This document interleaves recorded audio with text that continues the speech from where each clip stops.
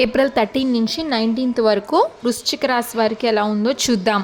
వృశ్చిక రాశి వారికి పంచగ్రహ కూటమి పంచమ స్థానంలో ఏర్పడింది. మీ ఆలోచనలు మారుతాయి, మీకు సలహాలు ఇచ్చే వాళ్ళు మారుతారు. ఆ సలహాలలో కూడా కొన్ని రకాలైనటువంటి అపశృతులు చోటు చేసుకోవచ్చు.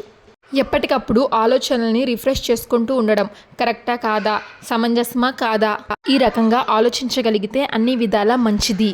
రాశి అధిపతి అయిన కుజుడు భాగ్యస్థానంలో నీచ స్థితిలో ఉన్నాడు. స్వయంకృత అపరాధాలు చోటు చేసుకునే అవకాశం ఉంటుంది. సొంత నిర్ణయాలతో కాస్తంత సతమతమయ్యే విధంగా ఉంటుంది. జీవిత భాగస్వామితో మనస్పర్ధలు ఏర్పడకుండా, తగు చికాకులు చేరకుండా మీరు జాగ్రత్తలు తీసుకోగలిగితే అన్ని విధాలా మంచిది. మీరు ఊహించినటువంటి అంశాలలో ఖర్చులు అమాంతం పెరుగుతాయి. వివాహాది శుభకార్యాలు కావచ్చు, గృహ నిర్మాణానికి సంబంధించిన అంశాలు కావచ్చు, పిల్లలకు సంబంధించిన అంశాలు కావచ్చు. ఒక బడ్జెట్ మీరు అనుకుంటే బడ్జెట్లో మార్పులు ఎక్కువగా వస్తాయి. ఈ నిమిత్తం ఆలోచనలలో, నిర్ణయాలలో మార్పులు ఏర్పడతాయి. ఏ విషయంలోనూ తొందరపడి నిర్ణయం తీసుకోవద్దు. స్త్రీలకు ఈ వారం ఆరోగ్యం విషయంలో కొన్ని రకాల మార్పులు శరీరంలో ఏర్పడవచ్చు. లైఫ్ స్టైల్ చేంజెస్ అవ్వచ్చు, ఆహారంలో మార్పులు అవ్వచ్చు.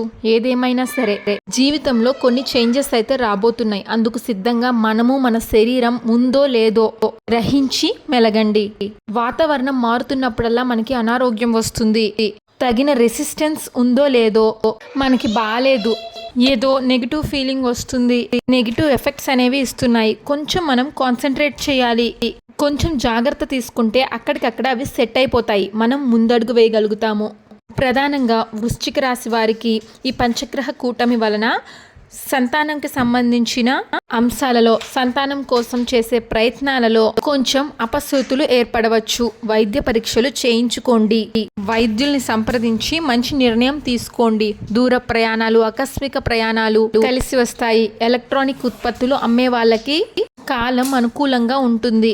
ఈ వారం వృశ్చిక రాశి వారికి కలిసొచ్చే రంగు నేరేడు రంగు, కలిసొచ్చే దిక్కు తూర్పు, కలిసొచ్చే సంఖ్య 5. సంతానానికి సంబంధించిన లోపాలు ఏర్పడ్డప్పుడు కానీ, ఆయా విధమైన సమస్యలు తొలగాలి అంటే అంగారకుడిని పూజించడము, శ్రీ సుబ్రహ్మణ్యేశ్వర స్వామి వారిని పూజించడము చెప్పదగిన సూచన. మంగళవారం నాడు ఎరుపు ఒత్తులతో, మందార తైలంతో స్వామివారికి దీపారాధన చేయండి. అవకాశం ఉన్నవాళ్ళు ప్రతి మంగళవారము లేదా ప్రతి మాసంలో వచ్చే షష్ఠి తిథిన స్వామివారికి అభిషేకం జరిపించండి. దీని ద్వారా మంచి ఫలితాలు సమకూరుతాయి. శుభవార్తలను వినగలుగుతారు.